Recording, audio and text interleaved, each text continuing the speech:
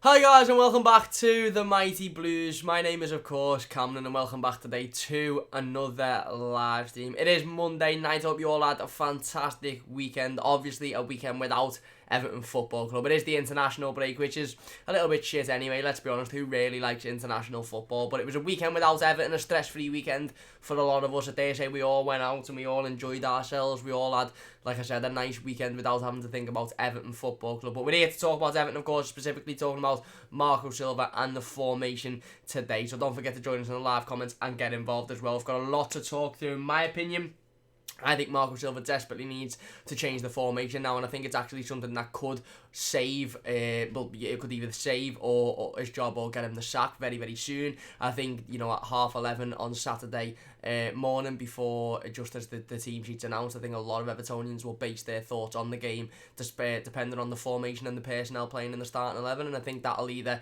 like I said, give Evertonians a little bit more of a positive feeling going into that game, and therefore going into, obviously, you know, another game under Marco Silva, or it will give us a real negative feeling before the game, and that's not what you want going into the stadium. So we're going to talk about it today. Like I said, get involved in the live comments. Another thing I want to say is we're so close to 1,000 subscribers now. We're literally 3 subscribers away from it. We're within touching distance. I can literally see it there. I just need an extra boost. So if you haven't already, please do hit that subscribe button. It means an absolute massive amount to me. The support over the last couple of weeks on the streams, on the videos, on the subscriptions has been absolutely unbelievable. So a massive thank you for everybody for getting involved and subscribing and watching and sharing as well. So if you haven't already, please do hit the subscribe button if you're new to the channel. If you've already subscribed, please do get the stream shared and the channel shared to as many people as possible. And if you're enjoying, please do hit that like button. Chris Welsh Football Channel says, hi mate, hope you're well. I'm not doing too bad, Chris, hope you're doing well yourself. Jack says, hi Cam, hope you sound. I'm good, Jack, hope you're doing well. CJ says, Keane was shy for England, would consider dropping him for Mason. He was, but you know, Harry Maguire was also shy for England. Declan Rice was abysmal for England. So Michael Keane was played, you know, was poor in a game that a lot of England players were poor in. Doesn't give him an excuse, don't get me wrong. I'm not interested in Harry Maguire and I'm not interested in Declan Rice because they don't play for Everton. You know, I think Michael Keane's struggling at the minute. I think he's massively struggling with confidence, and this is again one of the reasons as to why we spoke last week about, you know, Marco Silva and about how he's got to take a lot of blame for what's happening at the minute at the club. But other people have to take blame as well, and other people have to take responsibility, and one of those people is Marcel Brands. You know, he's left Marco Silva without any centre-back cover. He went into the transfer window thinking that Michael Keane and Yerry Mina would be okay on their own, and it's coming, you know, it's coming back now that we haven't even had any injuries to either of those two players. Just the confidence issue between, you know, Michael Keane and Yerry Mina, who clearly are both struggling with confidence, means that they're not playing at the best of their potential, and whereas last season we could have taken one of them out and obviously put Kurt Zouma in, who fit in really well into the squad. We haven't got that this season. Whether that's on for Mason Holgate, I don't know. I still don't think Mason Holgate's a Premier League level centre-half. And I think at this time, if you put in a centre-half that's not ready for the Premier League, he could really struggle. But Michael Keane is definitely struggling at the minute. Max says, do you think he will stay with the 4-2-3-1, or do you think he would change it for West Ham? We're going to talk about it in today's team. He has to change it for me. He has to change it, Max. He really does. I think if he goes into this game, like I said, before the ball's even being kicked, before people have started to get into the stadium, if Evertonians are going into Goodison Park knowing that we're playing with 2 central defensive midfielders and we're playing with 1 striker up front, then I think they'll be uproared. I really do think they'll be uproared. I think Marco Silva can give himself, even if it's just a little bit more time, even if it's just an extra 90 minutes during the game with Evertonians on, you know, near enough on his side, if he makes a big boy decision and changes the team here. It'll take bollocks, of course it will, but he needs to change it massively. We don't need to play 2 defensive midfielders against a side like West Ham at home. They're a decent side, don't get me wrong, but we should be winning that game of football. I'm not confident because, I'm not confident against any team this season because you've seen how we've performed even against the teams that are at the lower end of the table. However, I think that, you know, changing the formation is a big thing for Marco Silva, and it's something that he's seen really stubborn about doing, and it's quite reminiscent of Roberto Martinez, who was also very stubborn about changing the personnel and changing the formation. But for me, if Marco Silva wants to be given more time, if Marco Silva wants to change his job, then I think changing the formation is one of the things that he definitely needs to do. Shabba says, hi Cam, I've just liked because I can. Thank you very much, and I hope you're doing well, Shabba. Will says, he has to go, Cam. Marco doesn't learn from the lane. He's lost the fans now. Listen, I think he's probably got a couple of more games in him, to be honest. I think he's probably got the West Ham game and the Cup game as well. If he loses both of them, I think he'll be sacked. If he wins one or the other, I think he'll then have the third game, the next Premier League game, to prove himself. He needs to change the formation, which is something we're going to talk about, and he needs to change a lot of things as well. But He's on the edge. He's definitely on the edge, and I understand why people are saying they want him gone. Callum Smith, Real says, hi Callum, hope you're doing well. Lewis Harry says, the England game was like watching Everton defend, yeah, which isn't good whatsoever. Callum also says, great YouTuber, thank you very much, Callum, really do appreciate that. Soraya says, don't think he's going to change, he'll try not to lose first. He needs to change, mate. If we go out with the 4-2-3-1, if we go out with two central defensive midfielders, a midfield three of Schneidlin, Delph and Sigurdsson, then we'll lose this game. There's not enough agency, there's not enough pace, there's not enough power in that midfield. And even if you slip Andre Gomez in there, yes, he's a better footballer than he's better on the ball than the two defensive midfielders I've just mentioned, but there's still no agency, there's still no power, there's still no drive forward. So I think, I think we'll still be in trouble of losing the game, even if Andre Gomez slots back in, who obviously is returning from injury. CJ says he's been dropped for Mings tonight. England team has just dropped. There you go. Whether he's been dropped or whether he's been rested, England like to change the team constantly. But there you go. He's not playing, which hopefully will give him a little bit of a wake-up call in terms of Michael Keane. Callum says, who do you want instead of Marco Silva? That's the big question. We spoke about it last week. Who comes in to replace him if Marco Silva leaves the club? There's a plethora of managers on the list. There's positives and negatives for all of them. Personally, it's weird because you look at people like Rafa Benitez, you look at people like Jose Mourinho, they're serial winners in this league who have proven that they can come into teams and they can take teams to winning trophies and winning competitions. However, they've never really took over the side in the situation that we're currently in. Obviously, Benitez done with Newcastle, but he didn't end up taking them, to winning anything. So it's a tough one. It really is a tough one. But what I would definitely want is a proven manager that's won things and not a manager that's been okay at a mid-table Premier League club and now we're giving them the big platform to maybe see their potential as a top manager. And we need a manager to come in that's already a top manager, that's proven that they're a top manager, and that's proven that they can win competitions, not a manager that has done okay at a club whose goals is to finish mid-table in the Premier League and get to the quarter-final of a cup competition. And yet I am looking at the likes of Eddie Howe and Sean Dyche and saying that because, Eddie Howe and Sean Dyche are on the list. They probably are on the list if Marco Silva gets sacked. I don't want them to prove nothing and they've won nothing whatsoever. I want a serial winner. I'd rather have Jose Mourinho with the worry that he wouldn't be able to get us out of the situation now than I would Eddie Howe, because the last four managers we've had permanently, Ronald Koeman, Roberto Martinez, obviously not in order, Marco Silva as well, say the last three managers have had Ron-class Sam Allardyce, are managers that have come from sides and done okay in mid-table Premier League sides and worth being the team to give them the big opportunity to break into the top six and break into the top four, and they haven't lived up to that potential and we can't afford to be doing that again with another manager. Chris says, can't wait to watch Ash Kunzi. Jack says, Keane ultimately needs pace alongside him. It reminds me of having Klaas and Sigurdsson and Rooney all in the same squad. Meaning and Keane do not complement each other well. Really good point. Listen, I think you make a really good point there. Michael Keane needs an assured and confident centre-half next to him. If Michael Keane's got a centre-half next to him who struggles for confidence, then he'll struggle with confidence. He's not a leader, Michael Keane, and he's not a player that, picks players up around him. He's a player that, when playing with confidence, is really good, but when he's not playing with confidence, is absolutely abysmal. And you're 100% right, he needs somebody next to him that's got pace, that's got power, and that can literally take the ball down with confidence and is cool and collected on the ball, not somebody that's a little bit rash like Yerry Mina is. Now, I do think they can work together, I do think they can play together, but certainly not when both of them are playing with a lack of confidence. Eugene says, do you think we'll beat West Ham United this Saturday lunchtime kickoff 12:30? I hope so, but I don't even know anymore. I really don't know. We'll talk about obviously the West Ham game in the stream a little bit later on this week. We'll obviously be doing the game preview. We'll be doing the instant reaction. We'll be doing the reaction, to the press conference as well. Chris says, my prediction is Everton 1, West Ham 0. I hope so, mate. I really do hope so. Callum says, who do you think is going to win?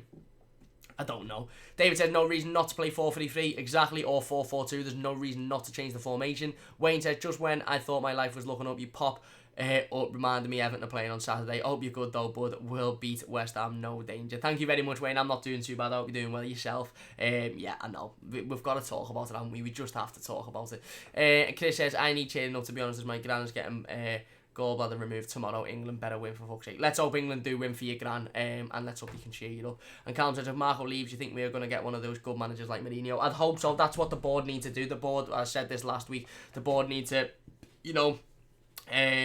grow a pair of balls really and go out there and bring in a serial winner, bring in a manager that's been there, done it before, won competitions, proven he can do it, not a manager that, may or may not become successful if they're given, financial backing, and if they're given a big side with a lot of resources, because that's what we had with Marco Silva. He hasn't been successful so far. We had with Ronald Koeman, he wasn't successful, and we had Roberto Martinez, and he wasn't successful. And Will says player will be as the 10. We're going to talk about the 10 because I'd absolutely scrapped the number 10 position, all out, but we're going to talk about it in just a second. And again, that's not personal to Gylfi Sigurdsson. I'm just going to tweet today's team out so everybody knows that we are live. Please do leave a like if you're not enjoying the stream as well. And like I said, if you're new to the channel, please do subscribe. We're literally within touching distance of that 1,000 subscriber mark. 2 subscribers. So if you know anybody that's an Everton fan, if you know anybody that likes football that's not watching the stream, get them along, see if they enjoy it, get them involved in the live comments. Obviously, we go through all of the live comments, and let's hope that they can drop a subscribe, and hopefully we can get there by the end of tonight. Obviously, the support has been unbelievable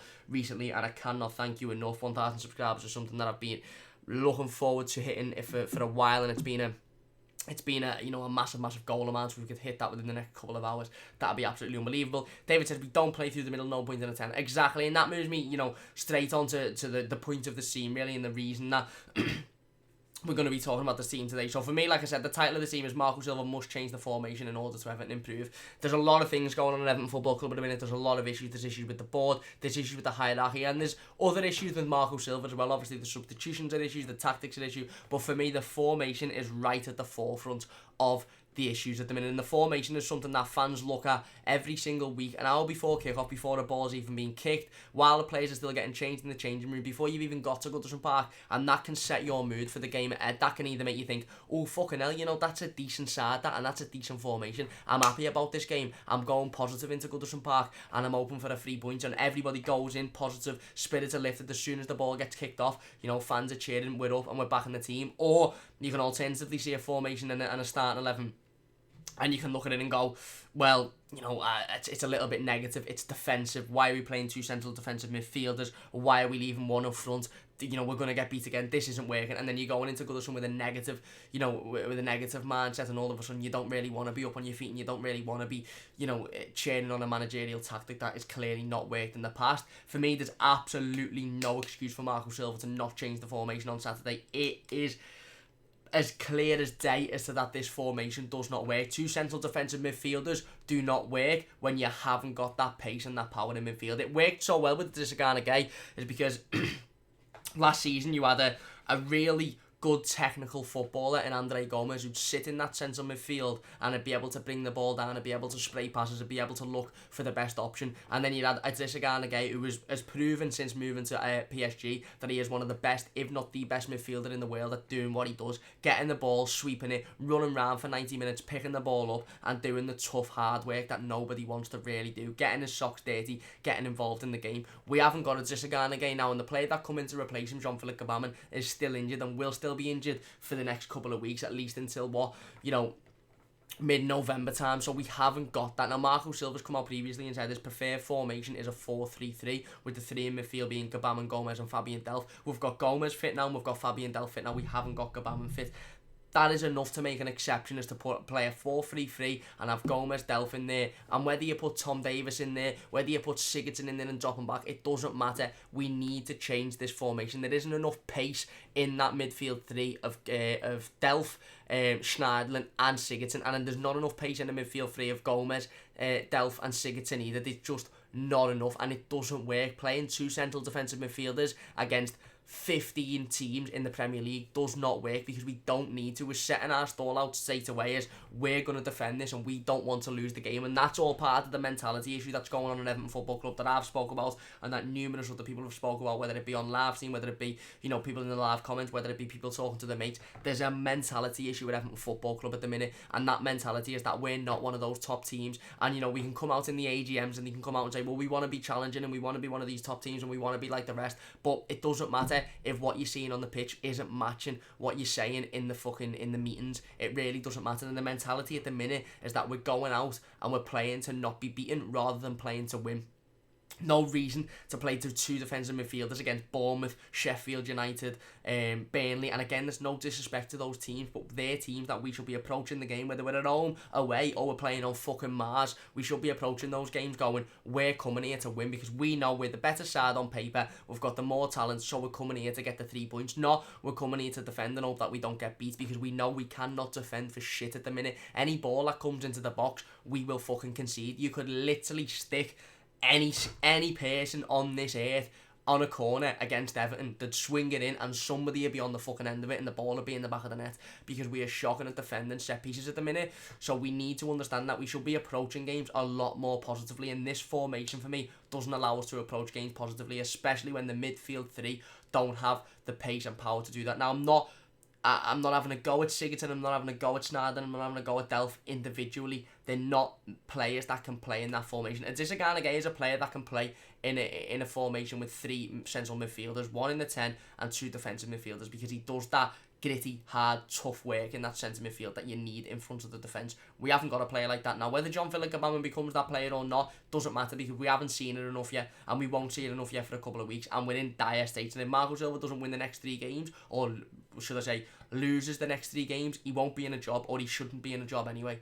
So we mightn't even get to see John Philip Gabamon play under Marco Silva again if he doesn't change something. And for me, the change needs to be the formation. It will not only boost the fans before the game and give a slightly better atmosphere going into the game. Don't get me wrong, fans will still be sitting there thinking, well, we still could be beaten and the performances still haven't been good enough and the players still haven't been good enough. But if you're sitting there, and I speak for myself, I don't know what anybody else thinks, leave your thoughts in the comment section down below. But if we're all sitting there, whether it be in your home, whether it be in the pub, whether it be in the fan zone before the game, and you're looking at your phone waiting for the team, because we all do, no matter how shit Everton are, we all still sit there an hour before kick-off looking at our phones and checking who the team is, and you see that and you go, fucking hell, he's not playing 2 defensive midfielders, he's absolutely scrapped the number 10 role. We've got 2 up front, we've got Keane and Dominic Calvert-Lewin up front. Sigurdsson's been dropped at the bench because he hasn't been playing well, and we've got a midfield 2, a flat midfield 2 of Delph and Gomez, and Snadland's on the bench with a Wobie on one side, Richarlison on the other. That's a really positive formation, and a formation that's set out to win a game of football, not a formation that's set out to not be beaten.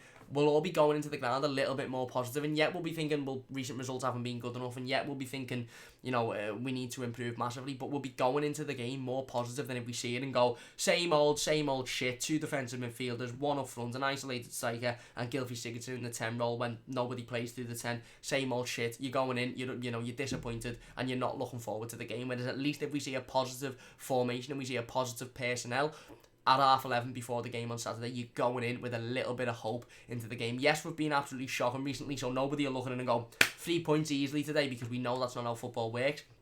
But my point is, we'll be going in a lot more positively, and for me, it's massively important that we do that. And not only is it massively important for the fans to go in positively, but it's very clearly not working. 2 central defensive midfielders is very, very clearly not working now. When you haven't got the right players to play the positions, it doesn't work. It doesn't work.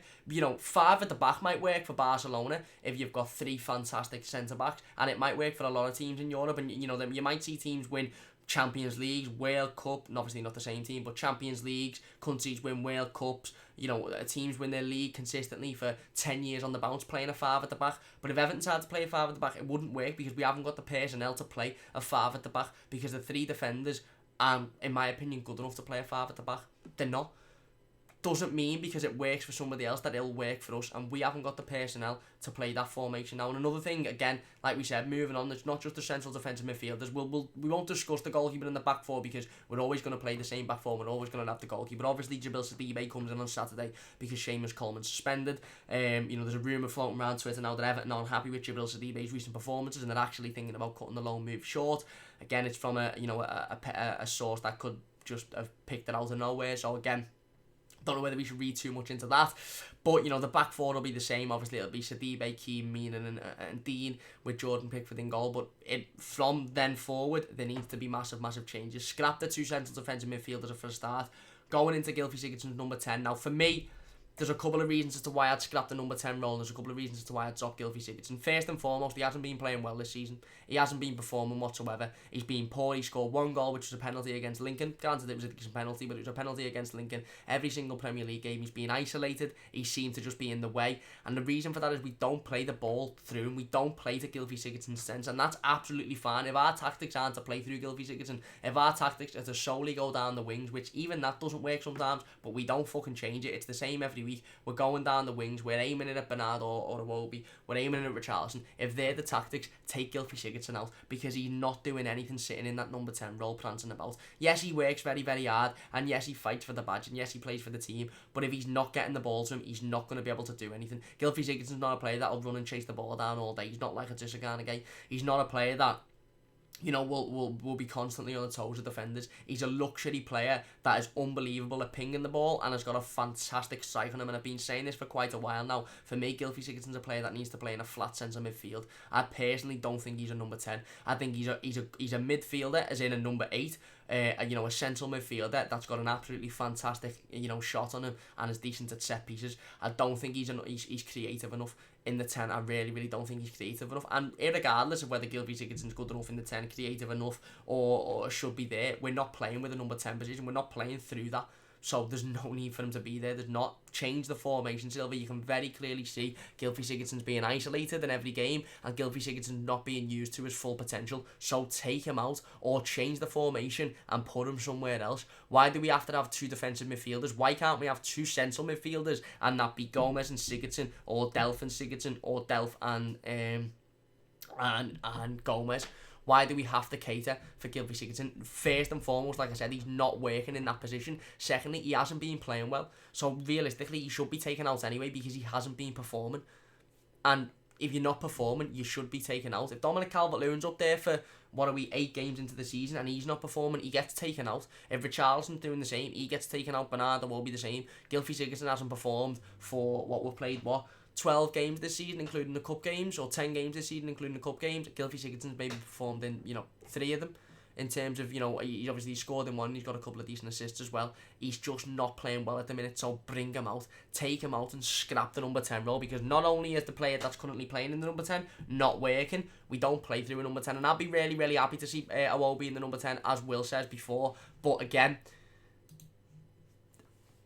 we don't play through a number 10, so it's pointless. You could have Iwobi, you could have Sigurdsson, you could have Lionel fucking Messi in there. If we're not giving the ball to the player, if we're not playing through there, then it's not working. It really isn't working. And that's something that Marco Silva needs to realise soon. Otherwise, it's going to come back to bite him on the arse.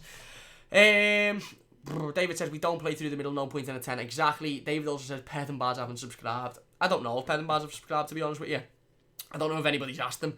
I asked him that, but I don't know. I don't know whether it comes up. Wayne says, if Silva makes it to December, he will have the right fixtures to get the fans back on side.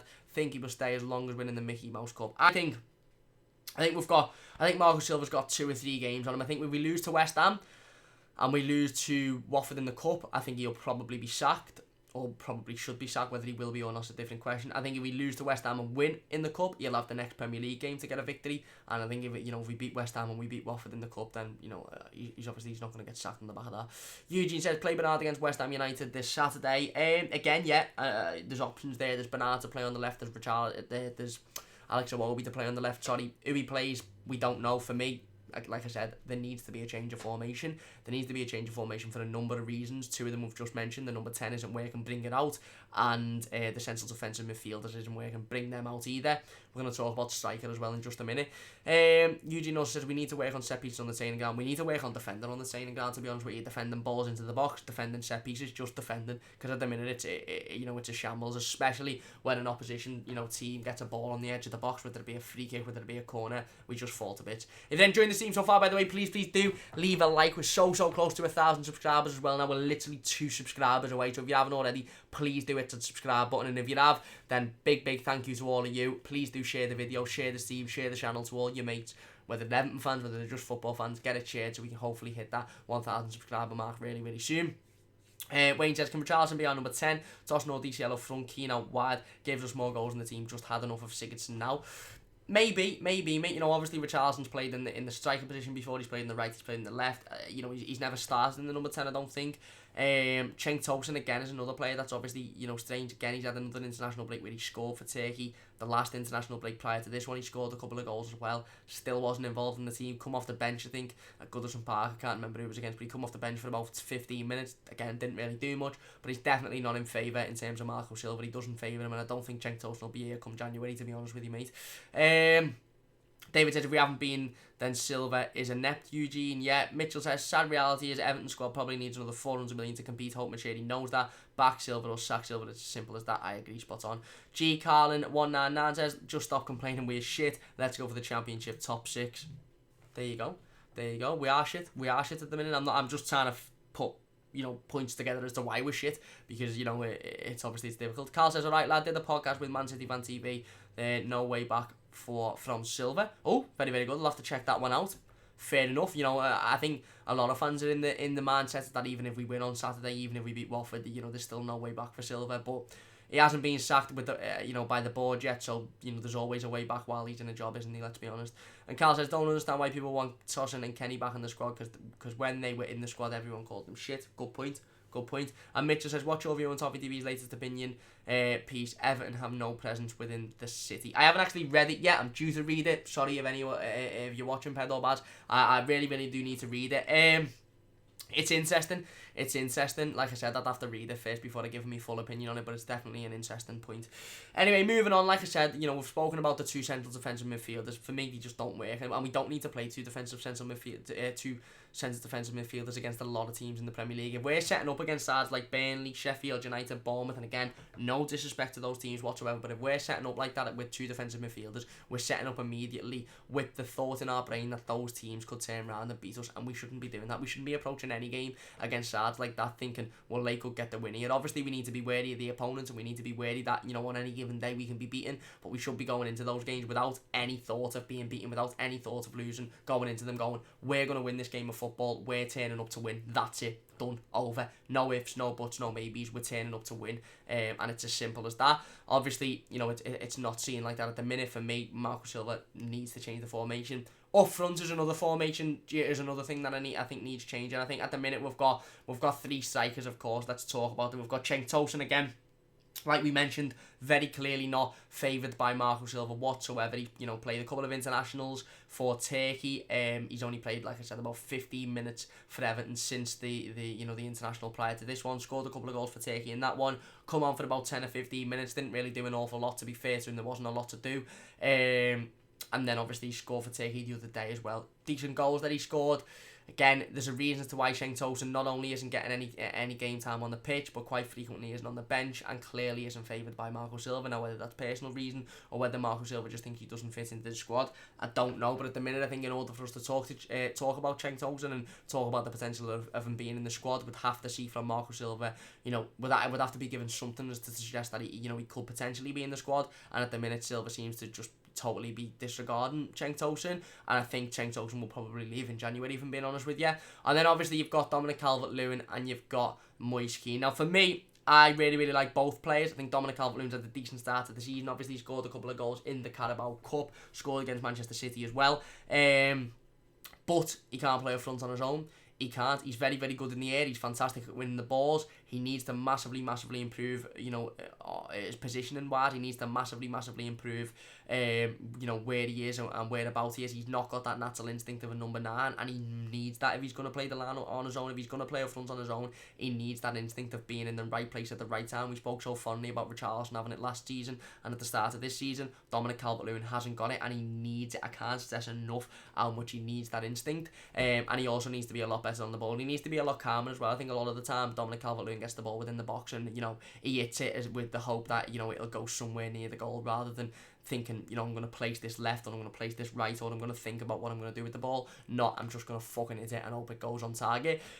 Moise Kean, on the other hand, again, a player with unbelievable amounts of potential, a player that's very clearly playing with a lack of confidence at the minute. He struggled to get his feet sorted, since he's moved to Everton. Obviously, he started a couple of games. He's also come off the bench in a couple of games as well. He's done okay in a couple. He's been marked out of a couple as well. I think the kid's got unbelievable amounts of talent. That's not hard to see. He's fantastic.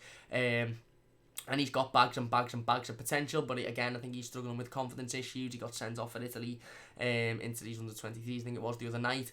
And, you know, again, with Moise Kean, it's a case of him getting his first goal and starting to believe in himself in this league. He started a couple of games for Everton. The Wolves game was one of them where he just clearly was marked out the game by their defence, and he struggled with that. I think he's got a lot to learn about this league as well. Just one of the things he needs to learn is buying fouls. He needs to learn that he doesn't always have to use his strength to try and beat players off the ball, because he's a strong big lad, and he will beat a lot of players off the ball, and he will be able to outmuscle players. But when defences are putting 2 or 3 men on him and he's trying to outmuscle them all, it's not going to happen. So he needs to learn to be able to just put us back into a defender, be touched and go down and win the foul. And that's something that Richarlison started to learn as well, something that Mikel Arteta done for us numerous times, and something that you need to do in the Premier League. You can't always win the battle, so you need to just play clever, put yourself in the way and win the foul. Again, like I said, massive positives for both players. Dominic Calvert-Lewin is obviously the leading goal scorer this season, and whatever you think of him, whether you think he's good enough, whether you think he's not good enough, whether you think he's championship quality, whether you think he's not, he's scoring the most goals for Everton at the minute, and he's been our lifeline for goals. Obviously, he's got a lot to improve on. Moise Kean, again, a lot of potential. We all knew he had a lot of potential, but we knew he was going to take time to settle into the squad. Why aren't we playing them both together? That's it. Simple as. Why aren't we playing them both together? Why isn't Marco Silva looking at this situation and going, right, I've got one striker here who's fantastic in the air, really good at holding the ball up, but when it comes to being in front of goal, if it's on the floor, he panics, and he's not really he hasn't got that natural instinct of a striker. And I've got one striker here who's struggling for confidence. When he's on the pitch, he's isolated, he's on his own, he gets drawn towards the ball, he fades out of position, and he struggles to get in front of goal because of that. The fact he's marked out the game. Why don't I just put them together and have Dominic Calvert-Lewin playing balls onto Moise Kean, and Moise Kean running onto them towards goal, and have Moise Kean picking the ball up, diving forward, giving it to Dominic Calvert-Lewin, who can then create something from there.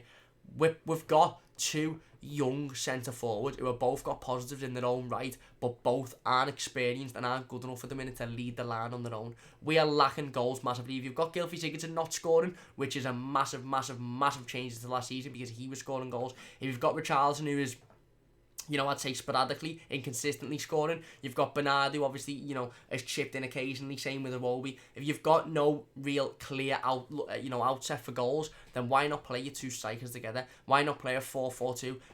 Maybe a 4-3-3 and have one of them on the wing. For me, those 2 players need to play together with each other to benefit each other, because Moise Kean can't lead the line on his own. He's far too young. He's far too new to the league. He's new to the system. He doesn't quite understand it yet. And Dominic Calvert-Lewin hasn't got the positional, ability to play it on his own. He really hasn't, whereas Moise Kean has got that positional ability, but obviously he's lacking in the experience of the Premier League, which is something that Dominic Calvert-Lewin is gaining in. So instead of having played 2 separate players that have got positives and negatives between them, and playing one or the other, why not just play them both up front? Or play Richarlison up front with Moise Kean, or play Richarlison up front with Dominic Calvert-Lewin. We haven't got a clear outset for goals, and at the minute, all we're doing in games of football is lumping the ball up, open that Dominic Calvert-Lewin to get on the end of it, which granted to him, he does a lot of the time, but he's heading it onto fucking no one. There's nobody there to head it onto, there's nobody to run onto the ball, so it's pointless. It's pointless having Dominic Calvert-Lewin winning headers in the air and heading it onto no one, because, what are we meant to do with that one? So, whereas if you've got a partner next to him that can run onto those balls, that can hold the ball up and then give it back to him and, play some nice play, then obviously we'll benefit from that. Gylfi Sigurdsson isn't doing that at the minute. Gylfi Sigurdsson isn't acting as the number 10. Gylfi Sigurdsson acting as a centre midfielder who doesn't know where he needs to be. So bring him out, go for 2 up front. Again, it's a positive change. Again, it's a change that'll, see fans go, fucking hell, he's going for this game. He's going for the win here. He's not messing about.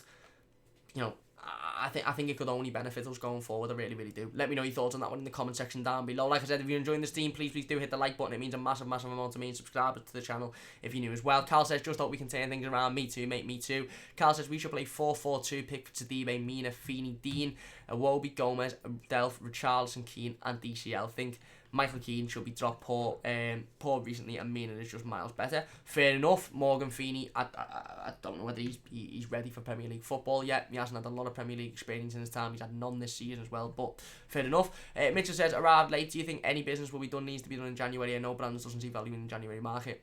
You've spot on, mate, and I worry that there will be no business done in January because Brands doesn't value the January market, and because, in all fairness, players cost a lot more in January. Teams up their prices massively in January, so I understand it. But we're in a situation now where we really do need to do business. We need to bring in another centre back for centre back cover, and we could really do with shipping a few players off that clearly aren't in the plans for the future and bringing some replacements in. And if it means we have to spend £10 million more, if it means we have to spend £5 million more, fucking spend the money, because at the minute the squad isn't strong enough and the team isn't playing well enough to go, you know what, we can just afford to leave January. But if Marco Silva's going to stay to the January, if he does, but we're still unsure whether he's the right man for the job, then should we really be giving him a load of money to spend?